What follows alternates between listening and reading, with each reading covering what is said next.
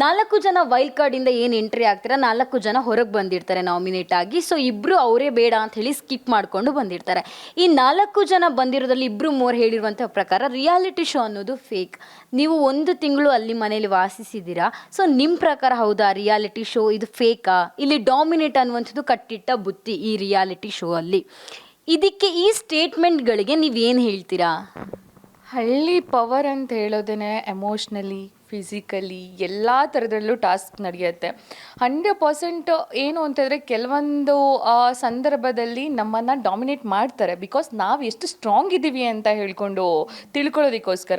And emotionally ಕೆಲವೊಂದು ಸರಿ ನಾವು ಎಷ್ಟೇ ಸ್ಟ್ರಾಂಗಾಗಿ ಆಡ್ತೀವಿ ಅಥವಾ ಸ್ಟ್ರಾಂಗ್ ಆಗಿದ್ದೀವಿ ಅಂತ ಹೇಳಿದ್ರು ಕೂಡ ಕೆಲವೊಂದು ಪರಿಸ್ಥಿತಿಗಳು, ಕೆಲವೊಂದು ಟಾಸ್ಕ್ಗಳು ನಮ್ಮನ್ನು ಎಮೋಷ್ನಲಿ ಕರ್ಕೊಂಡು ಹೋಗುತ್ತೆ.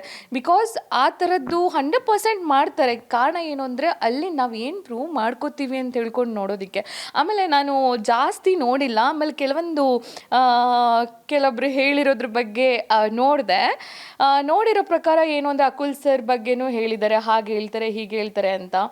ಅಕುಲ್ ಸರ್ ಅಂತ ಬಂದಾಗ ಫೇವರಿಸಮ್ ಅನ್ನುವಂಥದ್ದು ಮಾಡ್ತಾರಾ? ಅವ್ರಿಗೆ ಫೇವ್ರೆಟ್ ಕಂಟೆಸ್ಟೆಂಟ್ ಗಳಿಗೆ ಸಜಾ ಕೊಡಲ್ಲ, ಮಜಾ ಮಾತ್ರ ಕೊಡ್ತಾರೆ ಅನ್ನುವಂಥದ್ದು ಕೆಲವೊಂದು. ಹೌದಾ? ಹಾಗೇನಿಲ್ಲ, ಎಲ್ಲರಿಗೂ ಸಜಾ ಕೊಡ್ತಾರೆ, ಎಲ್ಲರಿಗೂ ಮಜಾ ಇರುತ್ತೆ. ಹಾಗಾದರೆ ನಾವು ಟಾಸ್ಕಲ್ಲಿ ಗೆದ್ದಿರ್ತೀವಿ, ಗೆದ್ದವರಿಗೆ ಮಜಾ ಅಂತ ಹೇಳ್ತಾರೆ, ಮತ್ತು ಗೆದ್ದವ್ರು ಬಿಟ್ಬಿಟ್ಟು ಮತ್ತೆ ಯಾರಿಗೆ ಕೊಡೋಕ್ಕಾಗತ್ತೆ? ಅವ್ರ ಫೇವ್ರೇಟ್ ಕಂಟೆಂಟ್ ಅಕಸ್ಮಾತ್ ಸೋತಿದ್ರೆ ಅವ್ರಿಗೆ ಹೋಗ್ಬಿಟ್ಟು ಮಜಾ ಕೊಡೋಕ್ಕಾಗತ್ತಾ? ನೋವೇ ಆ ಥರ ಎಲ್ಲ ಏನೂ ಚಾನ್ಸ್ ಇಲ್ಲ.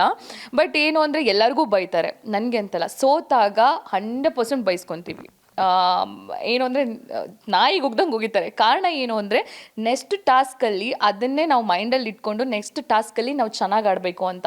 ಈಗ ಬೈಸ್ಕೊಂಡಿದ್ದೀರಲ್ವ, ನೀವು ಮಾತಾಡಬೇಕು ಅಂತ ಹೇಳಿದ್ರೆ ನೀವು ಅದನ್ನ ಅರ್ಹತೆ ಎಲ್ಲಿ ಪಡ್ಕೊತೀರಾ ಅಂದರೆ ನೆಕ್ಸ್ಟ್ ಟಾಸ್ಕಲ್ಲಿ ಗೆದ್ದುಬಿಟ್ಟು ಮಾತಾಡಿ ಅಂತ. ಗೆದ್ದಾದ್ಮೇಲೆ ನಮಗೆ ಮಾತಾಡೋಕ್ಕೆ ಅವಕಾಶ ಕೊಡ್ತಾರೆ. ಅಲ್ಲಿ ತನಕ ನಾವು ಸೋತಾಗ ನೀನು ಮಾತೇ ಆಡಬೇಡ, ನಿನ್ಗೆ ಅರ್ಹತೆನೇ ಇಲ್ಲ ಮಾತಾಡೋಕ್ಕೆ 100% ಹೇಳ್ತಾರೆ. ಯಾಕೆ ಅಂತಂದರೆ ನೆಕ್ಸ್ಟ್ ಟಾಸ್ಕ್ ಗೆಲ್ಲಿ ಅಂತ. ಆ್ಯಂಡ್ ಎಮೋಷ್ನಲಿ ಕೆಲವೊಂದು ಸರಿ ಕುಗ್ಗಿಸ್ತಾರೆ. 100% ನಾವು ಅಲ್ಲಿ ಎಷ್ಟು ಸ್ಟ್ರಾಂಗ್ ಇದ್ದೀವಿ ಅಂತ ಹೇಳ್ಕೊಂಡು ಅದನ್ನೆಲ್ಲ ನಾವು ಅರ್ಥ ಮಾಡ್ಕೋಬೇಕು. ಅದಕ್ಕೆಲ್ಲ ಅವರು ಎಮೋಷ್ನಲಿ ಕುಗ್ಗಿಸ್ತಾರೆ. ಆ್ಯಂಡ್ ನಾವು ಹೋಗಿರೋದೇ ಟಾಸ್ಕ್ ಆಡೋಕ್ಕೆ, ಅಲ್ಲಿರೋದೇ ಮೆಂಟಲಿ ಫಿಸಿಕಲಿ ಪ್ರತಿಯೊಂದೂ ಟಾಸ್ಕ್ ಇದ್ದೇ ಇರುತ್ತೆ. ಅದರಲ್ಲಿ ನಮ್ಮನ್ನು ಎಷ್ಟು ಕುಗ್ಗಿಸಿದಷ್ಟು ನಾವೆಷ್ಟು ಸ್ಟ್ರಾಂಗಾಗಿ ಆಡ್ತೀವಿ. ಆ್ಯಂಡ್ ಎಷ್ಟು ಗಾಯಗಳಾಗುತ್ತೆ, ಎಲ್ಲ ಆಗುತ್ತೆ. ಬಟ್ ಆಮೇಲೆ ಊಟದ ವಿಷಯದಲ್ಲೂ ಯಾರೋ ಒಂದಿಷ್ಟು ಹೇಳಿದ್ರು 100% ಏನು ಅಂತಂದರೆ ಹಳ್ಳಿ ಜೀವನ ಅಂತ ಹೋದಾಗ ಕೆಲವೊಂದನ್ನು ನಾವು ಟಾಸ್ಕ್ ಗೆದ್ಬಿಟ್ಟು ಪಡ್ಕೋಬೇಕಾಗತ್ತೆ. ಕೆಲವೊಂದು ಈಗ ನಾರ್ಮಲಾಗಿ ಬ್ಯಾಂಗ್ಳೂರಲ್ಲೇ ನಾವು ಸಿನಿಮಾ ಸೀರಿಯಲ್ ಶೂಟಿಂಗ್ ಹೋದಾಗ್ಲೇ ಹೆಚ್ಚು ಕಡಿಮೆ ಆಗುತ್ತೆ ಊಟಕ್ಕೆ. ಕರೆಕ್ಟಾಗೇನು 1 o'clockಗೇನೆ ಬ್ರೇಕ್ ಬಿಟ್ಬಿಡ್ತಾರಾ? ಕೆಲವೊಂದು ಸರಿ ಎಷ್ಟೋ ಶೂಟಿಂಗಲ್ಲಿ ನಾವು ನೈಟ್ ಶೂಟಿಂಗ್ ಮಾಡ್ತಾ ಇರಬೇಕಾದ್ರೆ 3 ಗಂಟೆ ರಾತ್ರಿ 4 ಗಂಟೆ ರಾತ್ರಿ ಎಲ್ಲ ಊಟ ಮಾಡ್ತೀವಿ. ಸೊ ಇಲ್ಲಿ ಒಂದು ರಿಯಾಲಿಟಿ ಶೋಗೆ ಹೋದಾಗ 100% ಆ ಟೈಮಿಂಗ್ಗೆ ಊಟ ಮಾಡೋಕ್ಕಾಗಲ್ಲ, ತಿಂಡಿ ಮಾಡೋಕ್ಕಾಗಲ್ಲ. ಆಮೇಲೆ ಕೆಲವೊಂದು ಸರಿ ನಮಗೆ ಈ ಹಳ್ಳಿಗಳಲ್ಲಿ ಟಾಸ್ಕ್ ಇರುತ್ತಲ್ವ, ಸೊ ಆ ದಿನ ನಮಗೆ ಊಟ ಇರಲ್ಲ. ಅಲ್ಲಿ ಹಳ್ಳಿಯಲ್ಲೇ ನೀವು ಬೇಡ್ಕೊಂಡು ತಿನ್ನಬೇಕು, ಈ ಥರದ್ದೆಲ್ಲ ಇರುತ್ತೆ. ಕೆಲವೊಂದು ಸರಿ ನನ್ನ ಈಗೋ ಇದು ಮಾಡ್ಕೊಂಡು ನಾನು ಯಾಕೆ ಬೇಡಬೇಕು, ನಾನು ಯಾಕೆ ಊಟ ಬೇಡಬೇಕು, ಹಾಗೆ ಹೀಗೆ ಅಂತ ಹೇಳ್ತಾ ಇದ್ದರೆ ಅದು ಹೊರಗಡೆ ಬಂದ್ಕೊಂಡು ಇದೇ ಥರನೇ ಆಗುತ್ತೆ. ಬಟ್ ಅಲ್ಲಿ ನನಗೆ ಹಾಗೇನು ಅನಿಸ್ಲಿಲ್ಲ. ಅಂದರೆ ಆ ವಿಷಯದಲ್ಲಿ ಆ ಥರ ಏನೂ ಅನಿಸಿಲ್ಲ. ಬಿಕಾಸ್ ಅದು ಟಾಸ್ಕ್ ಅಂತ ಅಂದ್ಕೊಂಡೆ ನಾವೆಲ್ಲನೂ ಮಾಡಿದ್ದೀವಿ, ಟಾಸ್ಕ್ ಅಂತ ಅಂದ್ಕೊಂಡೇ ಪ್ರತಿಯೊಂದು ತಗೊಂಡಿದ್ದೀವಿ. ಎಷ್ಟು ಬೈತಾರಲ್ವ ಅಷ್ಟೇ ನಾವು ಗೆದ್ದಾಗ ಅಷ್ಟೇ ಪ್ರೀತಿ ಮಾಡ್ತಾರೆ, ಅಷ್ಟೇ ಅಪ್ರಿಷಿಯೇಟ್ ಮಾಡ್ತಾರೆ, ಅಷ್ಟೇ ಕೊಂಡಾಡ್ತಾರೆ. ನಾವು ಸೋತಾಗ ಅವ್ರು ಹೇಳಿರೋದನ್ನು ಮಾತ್ರ ತಗೊಂಡು ಗೆದ್ದಾಗ ಅವ್ರು ಹೇಳಿರೋದನ್ನು ಆ ಥರ ಬಿಡಬಾರ್ದು ಅಂತ ಅನಿಸುತ್ತೆ. ಆಮೇಲೆ ಇನ್ನೊಂದು ವಿಷಯ ಏನು ಅಂದರೆ ಎಲ್ಲರೂ ಕೂಡ ನನ್ಗೆ ಗೊತ್ತಿರೋ ಪ್ರಕಾರ 1 ವೀಕ್ ಇದ್ದದ್ದು. ಅವರು ಅಟ್ಲೀಸ್ಟ್ ಒಂದು 10 days ಅಲ್ಲಿದ್ರೂ ಕೂಡ 1 ವೀಕ್ ಅಷ್ಟೇ ಅಲ್ಲಿ ಟಾಸ್ಕ್ ನಡೆದಿರೋದು. ತುಂಬ ವಿಪರೀತ ಮಳೆಯಿಂದಾಗಿ ಆಲ್ಮೋಸ್ಟ್ 3-4 days ಅಲ್ಲಿ ಏನೂ ಟಾಸ್ಕೇ ನಡೆದಿರಲಿಲ್ಲಂತೆ ಅವಾಗ ಸ್ಟಾರ್ಟಿಂಗ್ ಹೋದಾಗ. ಸೊ 1 ವೀಕಿಗೆಲ್ಲ ಒಂದು ಶೋನ ಜಡ್ಜ್ ಮಾಡೋಕ್ಕಾಗಲ್ಲ. ಆ್ಯಂಡ್ 1 ಪರ್ಸನ್ನು ಕೂಡ ಜಡ್ಜ್ ಮಾಡೋಕ್ಕಾಗಲ್ಲ. ಆ್ಯಕ್ಚುಲಿ 1 ತಿಂಗಳು ಇದ್ಬಿಟ್ಟು ಬಂದ್ರೂ ಕೂಡ ನಮಗೊಬ್ಬರನ್ನ ಜಡ್ಜ್ ಮಾಡೋಕ್ಕೆ ಸಿಕ್ಕಾಪಟ್ಟೆ ಕಷ್ಟ ಆಗುತ್ತೆ. ಫಸ್ಟ್ ಆಫ್ ಆಲ್ ನಾವು ಯಾಕೆ ಜಡ್ಜ್ ಮಾಡಬೇಕು? ನಮ್ಮ ಆಟ ನಾವು ಆಡಬೇಕು. ಸೊ ಅದಾದಮೇಲೆ ನನಗೆ ಅರ್ಹತೆ ಇಲ್ಲ ಅಂತ ಹೇಳಿದಾಗ ನಾನಾಗೇ ಹೊರಗಡೆ ಬಂದಿರಬೇಕಾದ್ರೆ, ಇವಾಗ ಯಾರಾದ್ರೂ ನಿಮಗೆ ಓಕೆ 1 ವೀಕಿಗೆ ನೀನು ಚೆನ್ನಾಗಿ ಆಡ್ತಾ ಇದ್ರೂ ಹೊರಗಡೆ ಕಳಿಸಿದಾಗ ನೀನು ಬಂದು ಹೊರಗಡೆ ಇಲ್ಲ ಈ ಶೋ ಹೀಗೆ ಫೇಕು ಆ ಥರ ಈ ಥರ ಹೇಳಿದ್ರೆ ನಂಬೋಣ. ನೀನೇ ಹೊರಗಡೆ ಬಂದ್ಕೊಂಡು ಈ ಸ್ಟೇಟ್ಮೆಂಟ್ ಕೊಡೋದು ಎಷ್ಟು ಸತ್ಯ ಅದು ಅಲ್ವಾ? ಸೊ ಏನು ಅಂತ ಹೇಳಿದ್ರೆ ಅವ್ರಿಗೆ ಆಡಕ್ಕೆ ಆಗಲ್ಲ ಅಂತ ಹೊರಗಡೆ 100% ಕೆಲವೊಂದು ಕೇಳಿದೆ ನಾನು ಕೂಡ ಅಲ್ಲಿ ಅಷ್ಟೊಂದು ಕಷ್ಟ ಇತ್ತು, ಸಗಣಿ ಸಾರಿಸ್ಬೇಕು, ಅಲ್ಲಿ ಅವ್ರು ಅಷ್ಟೊಂದು ರೂಢಾಗಿ ನಡ್ಕೊಂಡ್ರು, ಹಳ್ಳಿ ಜನ ಹಾಗೆ ಮಾಡಿದ್ರು ಹೀಗೆ ಮಾಡಿದ್ರು ಪ್ರತಿಯೊಂದೂ ಕೂಡ ಹೇಳಿದರು. ನಾನು ಹಳ್ಳಿ ಪವರ್ ಅಂತ ಹೋಗಿರೋದೇ ಹಳ್ಳಿ ಜೀವನ ನಾವು ಅನುಭವಿಸೋಕ್ಕೆ. ಸಗಣಿನೂ ಎತ್ತಬೇಕು, ಎಮ್ಮೆ ಮೈನೂ ತೊಳಿಸ್ಬೇಕು, ಮಗುನೂ ಎತ್ತಬೇಕು. ಒಂದಿನ ಒಂದು ಟಾಸ್ಕಲ್ಲಿ ನಾವು ಮಗು ಟಾಸ್ಕ್ ಕೊಟ್ಟಿದ್ರು, ಬೆಳಿಗ್ಗೆಯಿಂದ ಸಾಯಂಕಾಲ ತನಕ ಮಗುನ ಕಕ್ಕನೂ ಕ್ಲೀನ್ ಮಾಡಿದ್ದೀವಿ, ಸ್ನಾನನೂ ಮಾಡಿಸಿದ್ದೀವಿ, ಊಟ ಮಾಡಿದೆ. ನಾನು ತೆಗೆದುಕೊಂಡು ಮಗು ಅಂತೂ ನನ್ನ ತಲೆ ಜುಟ್ಟೆಲ್ಲ ಹಿಡಿದು ಇದು ಮಾಡಿ ಕೈ ಉಗ್ರಲ್ಲೆಲ್ಲ ಮುಖ ಎಲ್ಲ ಪರ್ಚಿ ಎತ್ಕೊಳಕ್ಕೆ ಆಗದೆ ಇರುವಂಥ ಅಷ್ಟೊಂದು ಕಷ್ಟನೂ ಅನುಭವಿಸಿದ್ದೀವಿ. ಬೆಳಿಗ್ಗೆಯಿಂದ ಸಾಯಂಕಾಲ ತನಕನೂ ಕೂಡ ನಾವು ಆ ಟಾಸ್ಕನ್ನು ಇದು ಮಾಡಬೇಕು ಅಂತ ಹೋಗಿರೋದೇ ಕಷ್ಟಪಡೋಕ್ಕೆ, ಆ ಟಾಸ್ಕನ್ನು ಮಾಡೋಕ್ಕೆ. ಅಲ್ಲಿ ಹೋಗ್ಬಿಟ್ಟು ಆ ಟಾಸ್ಕ್ ಬಗ್ಗೆ ಹೊರಗಡೆ ಬಂದುಬಿಟ್ಟು ಏನೇನೋ ರಾಂಗ್ ಸ್ಟೇಟ್ಮೆಂಟ್ ಕೊಟ್ಟರೆ ಅದು ಪ್ರಯೋಜನ ಇಲ್ಲ ಅಂತ ಅನಿಸುತ್ತೆ. ಅದಕ್ಕಿಂತ ಜಾಸ್ತಿ ಏನು ಅಂತಂದರೆ ಕೆಲವೊಂದು ಅಗ್ರಿಮೆಂಟ್ ಬಗ್ಗೆ ಎಲ್ಲ ಮಾತಾಡಿದ್ದಾರೆ. ಏನು ಅಂತಂದರೆ ಅಗ್ರಿಮೆಂಟ್ ಬಗ್ಗೆ ಮಾತಾಡಿದ್ದಾರೆ. ಐ ಥಿಂಕ್ ನನ್ನ ಹತ್ರ ಇದೆ ಅಗ್ರಿಮೆಂಟ್, ನಾನು ನಿಮಗೆ ತೋರಿಸ್ತೀನಿ. ಆಲ್ಮೋಸ್ಟ್ ಒಂದು 15-20 ಪೇಜಸ್ ಇದೆ ಅಗ್ರಿಮೆಂಟಲ್ಲಿ, ಆಯಿತಾ. ಅಗ್ರಿಮೆಂಟ್ ಬಗ್ಗೆ ಹೇಳಬೇಕೇನು ಅಂತ ಹೇಳಿದ್ರೆ, ಅವರು ಹೇಳಿರುವಂತಹ ಪ್ರಕಾರ ಕೆಲವೊಂದು ಸ್ಟೇಟ್ಮೆಂಟ್ಗಳ ಪ್ರಕಾರ ಖಾಲಿ ಒಂದು A4 ಶೀಟಲ್ಲಿ ಬರೆದು ಕೊಟ್ಟಿದ್ದಾರೆ, ನಮಗೆ ಸರಿಯಾಗಿ ನೋಡಲಿಕ್ಕೂ ಸಿಕ್ಕಿಲ್ಲ ಅಗ್ರಿಮೆಂಟ್ ಅನ್ನುವಂಥದ್ದು. ಸೊ ಪರ್ಟಿಕ್ಯುಲರ್ ಆಗಿ ಏನು ಮೆನ್ಷನ್ ಮಾಡಿದ್ದಾರೆ ಆ ಅಗ್ರಿಮೆಂಟಲ್ಲಿ ಅಂತ? ತುಂಬ ರೂಲ್ಸ್ಗಳಿದ್ದಾವೆ. ಆಲ್ಮೋಸ್ಟ್ ಇಲ್ಲಿದೆ ಅಗ್ರಿಮೆಂಟು, ಬಟ್ ಕನ್ನಡದು ಸೀಲ್ ಕೂಡ ಇದೆ ನನ್ನ ಹತ್ರ. ಅದು ನಾನು ಆ್ಯಕ್ಚುಲಿ ಎಮರ್ಜೆನ್ಸಿ ಇರಲಿ ಅಂತ ಫೋಟೋ ಹೊಡೆದಿಟ್ಕೊಂಡಿದ್ದೆ. ಐ ಥಿಂಕ್ ಬ್ರೈಟ್ನೆಸ್ ಜಾಸ್ತಿ ಮಾಡಬೇಕು ಅಂತ ಅನಿಸುತ್ತೆ. 100% ಕಳಿಸ್ತೀನಿ. ಸೊ ಅದರಲ್ಲಿ ಒಂದು ಸಿಂಪಲಾಗಿ ಹೇಳಬೇಕು ಅಂದರೆ, ಆ ಶೋಗೆ ನಾವು ಯಾವಾಗ ಎಂಟ್ರಿ ಆದ್ವೋ ಕೊನೆ ತನಕನೂ ನಮ್ಮ ಜುಟ್ಟು ಅವ್ರ ಕೈಯಲ್ಲಿರುತ್ತೆ. ಸಿಂಪಲಾಗಿ ಹೇಳಬೇಕು ಅಂದರೆ ಎಲ್ಲ ರೂಲ್ಸನ್ನು ಒಂದೊಂದಾಗಿ ಎಳೆಯಾಗಿ ಬಿಚ್ಚಿಡೋಗಿಂತ ಏನೇ ಅವರು ಟಾಸ್ಕಲ್ಲಿ ಏನೇ ಕೊಟ್ಟರು ಕೂಡ ನಾವು ಅದನ್ನು ಮಾಡ್ತೀವಿ. ಆ್ಯಂಡ್ ಗಿವ್ ಅಪ್ ಮಾಡಲ್ಲ. ಆ್ಯಂಡ್ ಮನೆಗೆ ನಾವು ಹೋಗಬೇಕು ಅಂತ ಹೇಳಿದ್ರು ಕೂಡ ನಾವು ಹೋಗ್ತೀನಿ ಅಂತ ಹೇಳಿದ್ರೆ ಅವ್ರು ಬಿಡಲ್ಲ. ಅವ್ರಾಗೆ ಕಳಿಸೋ ತನಕನೂ ಕೂಡ, ಅಲ್ಲಿಂದ ಬರೋ ತನಕನೂ ಕೂಡ ನಾವು ವೆಯ್ಟ್ ಮಾಡಬೇಕು. ಅದಾದಮೇಲೆ ಪ್ರತಿಯೊಂದೂ ಕೂಡ ಮೆನ್ಷನ್ ಆಗಿರುತ್ತೆ.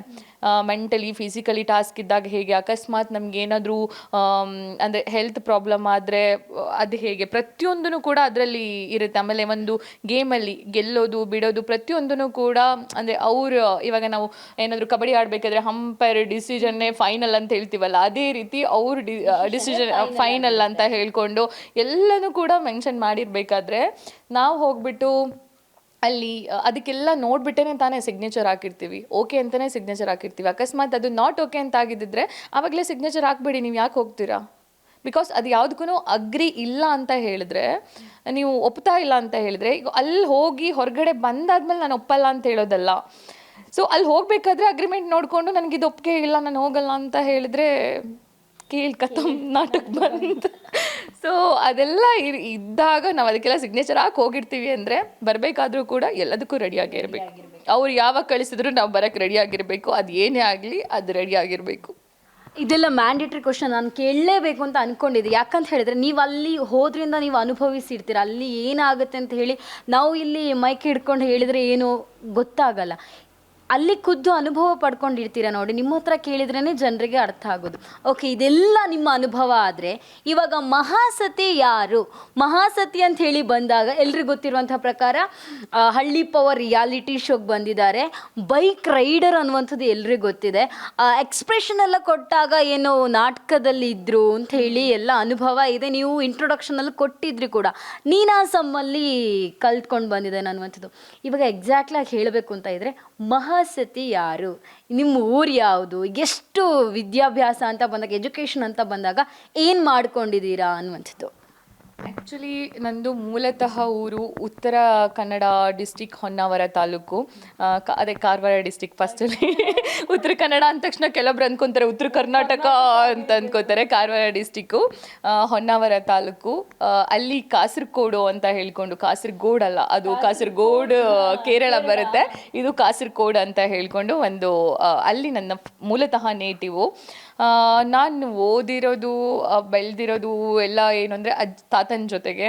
ಬಟ್ ಏನು ಅಂದರೆ ನನ್ನ ಊರಿಗಿಂತ ಜಾಸ್ತಿ ನನ್ನ ಹೊರಗಡೆನೇ ಇದು ಜಾಸ್ತಿ. ನನ್ನ ಸ್ಟಡಿ ಎಲ್ಲ ಹೊನ್ನಾವರದಲ್ಲಿ ಆದ್ರೂ ಕೂಡ, ಅದಾದಮೇಲೆ ಹುಬ್ಬಳ್ಳಿಯಲ್ಲಿ ಓದಿರೋದು, ಅದಾದಮೇಲೆ ಬ್ಯಾಂಗ್ಳೂರು.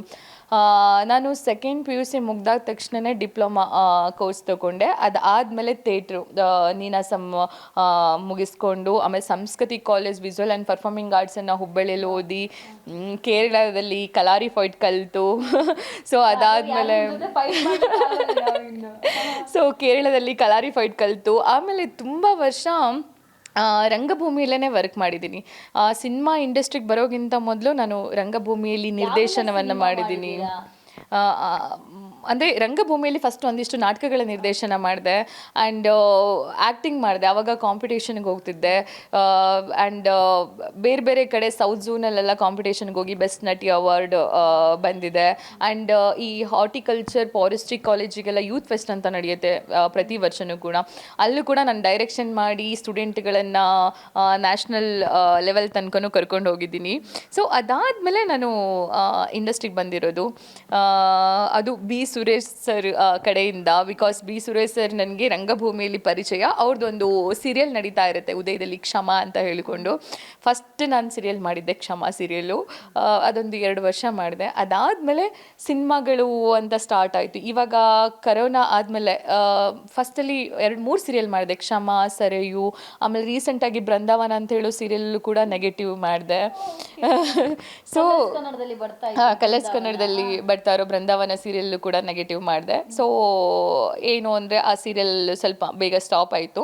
ಸೊ ಅದಾದಮೇಲೆ ಸ್ವಲ್ಪ ಸೀರಿಯಲ್ ಬೇಡ ಅಂತ ಹೇಳ್ಕೊಂಡು ಸಿನಿಮಾ ಇಂಡಸ್ಟ್ರಿಲಿ, ನಂಗೆ ಮೊದಲಿಂದನೂ ಸಿನಿಮಾ ಅಂದರೆ ಇಷ್ಟ. ಬಟ್ ತುಂಬ ವರ್ಷ ಕಷ್ಟಪಟ್ಟಿದ್ದೀನಿ ಸಿನಿಮಾ ಇಂಡಸ್ಟ್ರೀಲಿ. ಗೊತ್ತಲ್ವಾ, ಒಂದು ಆ ಪ್ರಾಜೆಕ್ಟ್ ನನಗೆ ಓಕೆ ಆದರೆ ಅಲ್ಲೇನೋ ಒಂದು ಪ್ರಾಬ್ಲಮ್ ಇರುತ್ತೆ. ಸೊ ನಾನು ಆಗಲ್ಲ ಅಂತ ಹೇಳ್ಕೊಳೋದು. ಬಟ್ ಕತೆ ಓಕೆ ಆಯಿತು ಅಂತ ಹೇಳಿದ್ರೆ ಮತ್ತೊಂದು ಪೇಮೆಂಟು. ಸೊ ಹೊಸಬರಿಗೆ ಸ್ಟಾರ್ಟಿಂಗಲ್ಲಿ ನಮ್ಮ ಇಂಡಸ್ಟ್ರೀಲಿ ತುಂಬ ಕಷ್ಟವಾಗಿರೋದೇ ಪೇಮೆಂಟು.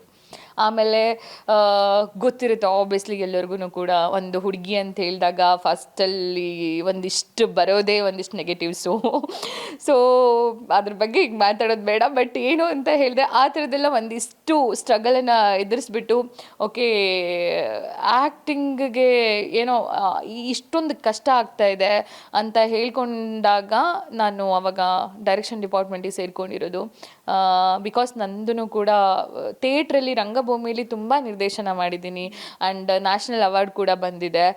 ಸೊ ಸಿನಿಮಾದಲ್ಲಿ ಮಾಡಬೇಕು ಅಂತ ಹೇಳ್ಕೊಂಡು ಅವಾಗ ಒಂದು ಸ್ಟಾರ್ಟ್ ಆಗಿದ್ದು. ಈಗ ಕಲಾವಿದರು ಅಂತ ಹೇಳಿದಾಗ ಬೇರೆ ಬೇರೆ ತುಂಬ ಕಷ್ಟಗಳನ್ನು ಎದುರಿಸ್ಬೇಕಾಗತ್ತೆ. ಸೊ ಅದೇ ಟೆಕ್ನಿಷಿಯನ್ ಅಂತ ಹೇಳಿದಾಗ ಫಸ್ಟ್ ವರ್ಕ್ ನೋಡ್ತಾರೆ, ಅಷ್ಟು ಬಿಟ್ಟರೆ ಬೇರೆದು ಕೆಲವೊಂದನ್ನು ನಾವು ಹೆಣ್ಮಕ್ಳು ಎದುರಿಸ್ಬೇಕಾಗುವಂಥ ಪರಿಸ್ಥಿತಿ ಬರಲ್ಲ. ಸೊ ಆ ಟೈಮಲ್ಲಿ ನಾನು ಪಡ್ವಾರಲ್ಲಿ ಪಾಂಡವರು 1989 ಅಂತ ಒಂದು ಸಿನಿಮಾ ಅಂದರೆ ಸ್ಟಾರ್ಟ್ ಮಾಡ್ತಾರೆ. ಸೊ ಆ ಸಿನಿಮಾದಲ್ಲಿ ಫಸ್ಟು ಡೈರೆಕ್ಷನ್ ಡಿಪಾರ್ಟ್ಮೆಂಟಲ್ಲಿ ಸೇರ್ಕೊತೀನಿ, ಅಸೋಸಿಯೇಟ್ ಆಗಿ ವರ್ಕ್ ಮಾಡ್ತೀನಿ. ಸೊ ಅದಾದಮೇಲೆ ನನಗೆ ಒಂದಿಷ್ಟು ಕನ್ನಡ ಸಿನಿಮಾದಲ್ಲಿ ಒಂದು 3-4 ಕನ್ನಡ ಸಿನಿಮಾದಲ್ಲಿ ವರ್ಕ್ ಮಾಡ್ತೀನಿ ಡೈರೆಕ್ಷನ್ ಡಿಪಾರ್ಟ್ಮೆಂಟಲ್ಲೇ. ಅದಾದಮೇಲೆ ತೆಲುಗಲ್ಲಿ ಒಂದು ಸಿನಿಮಾ ಸಿಗುತ್ತೆ, ಅದು ಕೋ ಡೈರೆಕ್ಟ್ರಾಗಿ ವರ್ಕ್ ಮಾಡೋಕ್ಕೆ. ಐ ಥಿಂಕ್ ಪ್ರಿಯಾಮಣಿ ಮತ್ತು ನಿತಿನ್ದು 2011 ಒಂದು ಸಿನಿಮಾ ಬಂತು, ದ್ರೋಣ ಅಂತ. ಆ ಮೂವಿ ಡೈರೆಕ್ಟರು ಕುಮಾರ್ ಸರ್ ಅಂತ ಹೇಳ್ಕೊಂಡು, ಅವರಿಗೆ ಒಂದು 50 ವರ್ಷ ಆಯಿತು ಅಂತ ಅನಿಸುತ್ತೆ. ಅವ್ರ ಸಿನಿಮಾಗೆ ಕೋ ಡೈರೆಕ್ಟ್ರಾಗಿ ಮಾಡ್ತೀನಿ. ಆವಾಗ ಆ್ಯಕ್ಚುಲಿ ನಾನು ಇದು ಹೇಳಬಾರ್ದು, ಕನ್ನಡ ಇಂಡಸ್ಟ್ರಿ ಒಳಗಾಗ್ಬಿಟ್ಟು ಕನ್ನಡದಲ್ಲಿ ಕೆಲಸ ಮಾಡಿಕೊಂಡು ನಿಜವಾಗ್ಲೂ ಕನ್ನಡ ನಾನು ಒಂದು 10 ಸಿನಿಮಾ ಮಾಡಿದ್ರು ನನಗೆ ಆ ಎಕ್ಸ್ಪೀರಿಯನ್ಸ್ ಆಗ್ತಾ ಇರಲಿಲ್ಲ. ಬಟ್ ಅದೊಂದು ಸಿನಿಮಾದಲ್ಲಿ ಡೈರೆಕ್ಷನ್ ಬಗ್ಗೆ ಎಷ್ಟೊಂದು ಎಕ್ಸ್ಪೀರಿಯನ್ಸ್ ಆಯಿತು ಅಂದರೆ ನನಗೆ ಲಾಸ್ಟಲ್ಲಿ ನಾನೇ ಡೈರೆಕ್ಷನ್ ಮಾಡ್ತಿರೋ ಮೂವಿನೇನೋ ಅಂತ ಅನಿಸ್ಬಿಡ್ತು. ಅಂದರೆ ಅಷ್ಟೊಂದು ಫ್ರೀಡಮ್ ಇತ್ತು. ಆ್ಯಂಡ್ ಕೆಲವೊಂದು ಸರಿ ನಾನು ಅಂದರೆ ಸಫರ್ ಮಾಡಿರೋದು ಕನ್ನಡದಲ್ಲಿ. ಒಂದು ಅಸೋಸಿಯೇಟಾಗಿ ವರ್ಕ್ ಮಾಡ್ತಿರ್ಬೇಕಾದ್ರೂ ಕೂಡ ಜಸ್ಟ್ ಒಂದು ಸೈಡಲ್ಲಿ ಎಲ್ಲೂ ನಮಗೆ ಒಂದು ಏನು ಡಿಸೈಡ್ ತೊಗೊಳಕ್ಕೆ, ಡಿಸಿಷನ್ ತೊಗೊಳಕ್ಕೆ ಅಲ್ಲಿ ಎಲ್ಲೂ ಇದೇ ಇರಲ್ಲ. ಒಂಥರ ವರ್ಕರ್ ಥರ ಆಗಿಬಿಡ್ತೀವಿ. ಅದು ತಗೋಬಾ ಅದು ಅವರಿಗೆ ಏನೋ ಡೈಲಾಗ್ ಶೀಟ್ ಕೊಡಿ, ಅದು ಕೊಡಿ, ಇದು ಕೊಡಿ. ಒಂಥರ ಅದು ನಾವು ಡೈರೆಕ್ಷನ್ ಡಿಪಾರ್ಟ್ಮೆಂಟಲ್ಲಿ ವರ್ಕ್ ಮಾಡೋಕ್ಕೆ ಬಂದಿದ್ದೀವೋ ಅಥವಾ ಬೇರೆ ಕೆಲಸಕ್ಕೆ ಬಂದಿದ್ದೀವೋ ಅಂತಲೂ ಕೂಡ ಅನಿಸುತ್ತೆ. ಬಟ್ ನಂಗೆ ತೆಲುಗು ಇಂಡಸ್ಟ್ರಿಯಲ್ಲಿ ಟೆಕ್ನಿಷಿಯನ್ಸ್ಗೆ ಸಿಕ್ಕಾಪಟ್ಟೆ ಮರ್ಯಾದೆ ಕೊಡ್ತಾರೆ. ಬಟ್ ನನಗಂತೂ ಸಿಕ್ಕಾಪಟ್ಟೆ ಮರ್ಯಾದೆ ಸಿಕ್ತು. ಅದ್ರ ಜೊತೆಗೆ ತುಂಬ ವರ್ಕ್ ಕಲಿತೆ. ಸೊ ಎಷ್ಟೋ ಸೀನ್ಗಳನ್ನು ನನಗೆ ಬಿಟ್ಬಿಟ್ಟಿದ್ರು. ಓಕೆ ಮಾಡಿ ನೀವು ಈ ಸೀನ್ನ ಅಂತ ಹೇಳ್ಕೊಂಡು ನಾನು ಅದು ಬೇರೆ ಯಾವುದೊಂದು ಶಾರ್ಟ್ ತೊಗೊಂಡು ಬರ್ತೀನಿ ಅಂತ. ಸೊ ಆ್ಯಕ್ಷನ್ ಕಟ್ ಫಸ್ಟ್ ನಾನು ಆ್ಯಕ್ಷನ್ ಕಟ್ ಹೇಳಿದ್ದೇನೆ ತೆಲುಗು ಸಿನಿಮಾದಲ್ಲಿ ಡೈರೆಕ್ಟರ್ ಆಗಿದ್ದಾಗ. ಅಲ್ಲಿ ತನಕ ಒಂದ್ಸರಿನೂ ಕೂಡ ನಾನು ಆ್ಯಕ್ಷನ್ ಕಟ್ ಹೇಳಿರಲಿಲ್ಲ.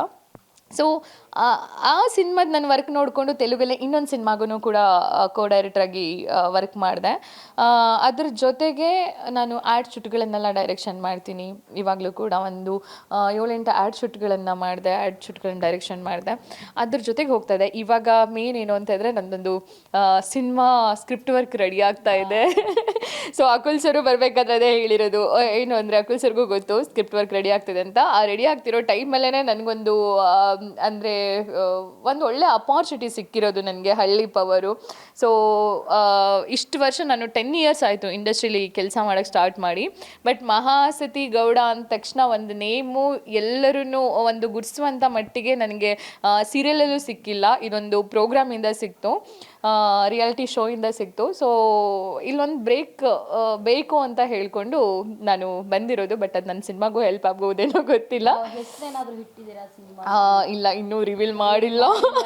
ಮಾಡಬೇಕಾದ್ರೆ ನಿಮಗೆ ಖಂಡಿತವಾಗ್ಲೂ ಕಾಂಟ್ಯಾಕ್ಟ್ ಮಾಡ್ತೀನಿ, ಹೇಳ್ತೀನಿ. ಬಟ್ ಆ್ಯಕ್ಚುಲಿ ಅದು ಪ್ರೊಡಕ್ಷನ್ ಹೌಸ್ ಬಂದ್ಬಿಟ್ಟು ಒಂದು ಹೇಳ್ತೀನಿ, ತಮಿಳ್ ಇಂಡಸ್ಟ್ರಿ ಅಲ್ಲಿ ಅವರು ಆ ಪ್ರೊಡಕ್ಷನ್ ಹೌಸು ತಮಿಳ್ ತುಂಬ ದೊಡ್ಡ ದೊಡ್ಡ ಹೀರೋಗೆಲ್ಲ ಬಂದುಬಿಟ್ಟು ಪ್ರೊಡಕ್ಷನ್ ಮಾಡಿದ್ದಾರೆ.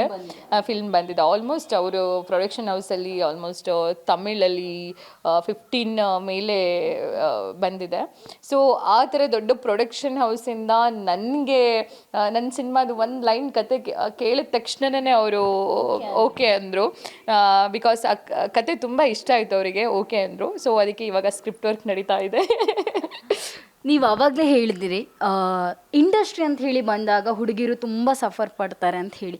ಸೊ ನೀವು ನಿಮ್ಮ ಲೈಫಲ್ಲಿ ಮಹಾಸತಿ ಅಂತ ಹೇಳಿ ಬಂದಾಗ ಪಡೆದಿರುವಂಥ ಒಂದು ಸಫರ್ ಅಂತ ಹೇಳಿದರೆ ಯಾವುದು? ಜೊತೆಗೆ ಮಹಾಸತಿ ಕೇಳಿರುವಂಥ ಒಂದು ಬ್ಯಾಡ್ ಕಮೆಂಟ್ ಅಂತ ಹೇಳಿದರೆ ಯಾವುದು ಲೈಫಲ್ಲಿ ಅನ್ನುವಂಥದ್ದು? ಬ್ಯಾಡ್ ಕಾಮೆಂಟು ತುಂಬ ಇದ್ದಾವೆ. ಬ್ಯಾಡ್ ಕಾಮೆಂಟ್ ಅಂತ ಹೇಳೋದಕ್ಕಿಂತ ತುಂಬ ಕಡೆ ಅವಮಾನನೂ ಆಗಿದೆ. ಬಟ್ ನಾನೇನು ಅಂತ ಹೇಳಿದ್ರೆ, ನನ್ನೊಂದು ಕ್ಯಾರೆಕ್ಟರ್ ಇದೆ, ಎಲ್ಲಿ ಅವಮಾನ ಆಗುತ್ತೋ ಅಲ್ಲಿ ನಾನು ಇರಲ್ಲ. ಆ್ಯಂಡ್ ಅಲ್ಲಿ ಜಾಸ್ತಿ ಆ ಟೈಮ್ ಸ್ಪೆಂಡ್ ಮಾಡೋಕ್ಕೂ ಇಷ್ಟಪಡಲ್ಲ. ನಾನು ಫುಲ್ ಎಕ್ಸಿಟ್ ಆಗಿರ್ತೀನಿ. ಆ್ಯಂಡ್ ನಾನು ಅದಕ್ಕೆ ರಿಪ್ಲೈನೂ ಜಾಸ್ತಿ ಕೊಡಲ್ಲ. ಒಂದು ಆಗಲ್ಲ ಅಂತ ಹೇಳೋದ್ರ ಜೊತೆಗೆ ಅದಾದಮೇಲೆ ಒಂದು ಸ್ವಲ್ಪ ಆವಾಗ ನಾನೊಂದು ಸ್ವಲ್ಪ ಚಬ್ಬಿಯಾಗಿ ಆ ಥರ ಇದ್ದೆ. ಅಂದರೆ ಸ್ವಲ್ಪ ಹೈಟ್ ಕಡಿಮೆ ಅಂತ ಹೇಳೋದನ್ನೇ ಒಂದು ರೀಸನ್ ತಗೊಂಡು ಅಂದರೆ ಇಂಡಸ್ಟ್ರಿಯಲ್ಲಿ ಯಾವ ಕ್ಯಾರೆಕ್ಟ್ರು ಮಾಡೋಕ್ಕಾಗಲ್ಲ ಅಂತ ಹೇಳ್ಕೊಂಡು ಆ ಥರ ಮಾತುಗಳು ಬಂದಿದೆ. ಅದಾದಮೇಲೆ ಏನು ಸ್ವಲ್ಪ ಅಂದರೆ ಹೈಟ್ ಕಡಿಮೆ ಇದ್ಬಿಟ್ಟು ಸ್ವಲ್ಪ ದಪ್ಪ ಇದ್ರೂ ಕೂಡ ಅಂದರೆ ದಪ್ಪ ಇರೋರು ಯಾರೂ ಆ್ಯಕ್ಟ್ರ್ ಆಗೋಕ್ಕಾಗಲ್ವಾ? ಯಾಕೆಂದರೆ ಅವ್ರ ಪರ್ಫಾರ್ಮೆನ್ಸ್ ಇಲ್ವಾ? ಆ್ಯಕ್ಚುಲಿ ನೀವು ನೋಡಬೇಕು ಅಂದರೆ ಮಲಯಾಳಿ ಮೂವೀಸ್ಗಳು ನೋಡಿದ್ರೆ ಅಲ್ಲಿ ಹೀರೋಯಿನ್ಸು ಹೀಗೆ ಇರಬೇಕು ಹಾಗೆ ಇರಬೇಕಂತಿಲ್ಲ, ಅಥವಾ ಕ್ಯಾರೆಕ್ಟರ್ ಆರ್ಟಿಸ್ಟ್ ಇದ್ರೂ ಆಗಿರ್ಬೋದು. ಆ್ಯಂಡ್ ಆ ಬ್ಯೂಟಿ ಅಂತ ಹೇಳೋದು ಅವರ ಪರ್ಫಾರ್ಮೆನ್ಸಲ್ಲಿ ನೋಡ್ತಾರೆ ಹೊರತಾಗಿ ಇದರಲ್ಲಿ ನೋಡಲ್ಲ. ಸೊ ಬಾಡಿ ಶೇಪು ಆಗಿರೋದಿದೆ ಕೆಲವೊಂದು ಕಡೆ. ಆಮೇಲೆ ಕೆಲವೊಂದು ಕಡೆ ಇವರೇನು ಅಂತ ಒಂದು ಥಿಯೇಟ್ರ್ ಆರ್ಟಿಸ್ಟು ಅಂತ ಹೇಳಿದಾಗ, ಆ್ಯಕ್ಚುಲಿ ಕೆಲವೊಬ್ರು ಹೇಳ್ತಾರೆ ಥಿಯೇಟ್ರ್ ಆರ್ಟಿಸ್ಟ್ ಅಂತ ಹೇಳಿದಾಗ ಅವರಿಗೆ ಮರ್ಯಾದೆ ಕೊಡ್ತಾರೆ ಅಂತ. ಎಲ್ಲ ಕಡೆ ಇಲ್ಲ. ಇವಾಗ ಒಂದಿಷ್ಟು ಜನ ಒಂದಿಷ್ಟು ನೇಮ್ ತಗೊಂಡು ಇವಾಗ ಒಂದು ಸ್ವಲ್ಪ ಇರ್ಬೋದೇನೋ. ಬಟ್ ಇಲ್ಲ, ಥಿಯೇಟ್ರ್ ಆರ್ಟಿಸ್ಟ್ ಅಂತ ಹೇಳಿದಾಗ ಇವ್ರು ಫುಲ್ ಡ್ರಾಮಾನೇ ಮಾಡ್ತಾರೆ, ಓವರ್ ಆ್ಯಕ್ಟಿಂಗ್ ಮಾಡ್ತಾರೆ, ಡ್ರಾಮಾ ಮಾಡ್ತಾರೆ, ಹೀಗೆ ಮಾಡ್ತಾರೆ ಹಾಗೆ ಮಾಡ್ತಾರೆ ಅಂತ ಹೇಳ್ಕೊಂಡು ಹೇಳಿದ್ದೂ ಇದೆ. ಅದ್ರ ಜೊತೆಗೆ ನಾರ್ಮಲ್ ಎಲ್ಲ ಕಡೆನೂ ಹರಿದಾಡುತ್ತೆ. ಲೇಡೀಸು ಅಂತ ಬಂದಾಗ ಫಸ್ಟೆಲ್ಲ ಅವ್ರು ನೋಡೋ ದೃಷ್ಟಿನೇ ಸರಿಯಾಗಿರಲ್ಲ. ಈಗ ನಾವೇನೋ ಒಂದು ಆಡಿಷನ್ಗೆ ಹೋಗಿರ್ತೀವಿ ಅಥವಾ ಏನೋ ಒಂದು ಆಫೀಸಿಗೆ ಬಂದು ಮೀಟ್ ಮಾಡೋಕ್ಕೆ ಹೇಳಿರ್ತಾರೆ. ಏನು ಅಂತ ಹೇಳಿದ್ರೆ ಮೀಟ್ ಮಾಡೋಕ್ಕೆ ಹೋದಾಗ ಹಾಳು ಮುಳು ಎಲ್ಲ ಕೇಳ್ತಾರೆ. ಅವ್ರಿಗೆ ಬೇಕಾಗಿರೋದೇನು, ಆ ಕ್ಯಾರೆಕ್ಟ್ರಿಗೆ ತಕ್ಕ ಹಾಗೇನೆ ಓಕೆ ಇವರು ಆ ಕ್ಯಾರೆಕ್ಟ್ರನ್ನ ಜೀವ ತುಂಬಿಸ್ಬಲ್ಲರ, ಸೊ ಅವರು ಅದಕ್ಕೆ ಮ್ಯಾಚ್ ಆಗ್ತಾರಾ, ಸೊ ಆ ಪ್ರಾಜೆಕ್ಟ್ ಬಗ್ಗೆ ಮಾತಾಡಬೇಕು. ಇವ್ರು ನೋಡಿದ್ರೆ ನಿಮ್ಮ ಊರೇನು, ಏನು ಇಲ್ಲಿರೋದು ಯಾರು, ಎಷ್ಟು ಜನ, ನಿಮ್ಮ ಫ್ಯಾಮಿಲಿ ಎಲ್ಲಿರೋದು, ನಿಮ್ದು ಎಷ್ಟು ಸಿಸ್ಟರು, ನಿಮ್ಗೆ ಫ್ರೆಂಡ್ಸ್ ಇದ್ದಾರಾ, ನೀವು ವೀಕೆಂಡ್ ಪಾರ್ಟಿಗೆ ಹೋಗ್ತೀರಾ, ಅಲ್ಲಿ ಹೋಗ್ತೀರಾ ಇಲ್ಲಿ ಹೋಗ್ತೀರಾ, ಅದೆಲ್ಲ ಕ್ವಶನ್ಗಳನ್ನು ಯಾಕೆ ಕೇಳಬೇಕು first of all. So actually ಕೆಲವೊಬ್ಬರಿಗೆ ನಾನಂದರೆ ಇಷ್ಟ ಇಲ್ಲ. ಕಾರಣ ಏನು ಅಂತ ಹೇಳಿದ್ರೆ, ನನಗೆ ಈ ಥರದ್ದೆಲ್ಲ ಕ್ವಶನ್ ಕೇಳಿದಾಗ ನಾನು ಡೈರೆಕ್ಟಾಗಿ ಹೇಳ್ತೀನಿ, ಸರ್ ಅದು ನನ್ನ ಪರ್ಸ್ನಲ್ಲು.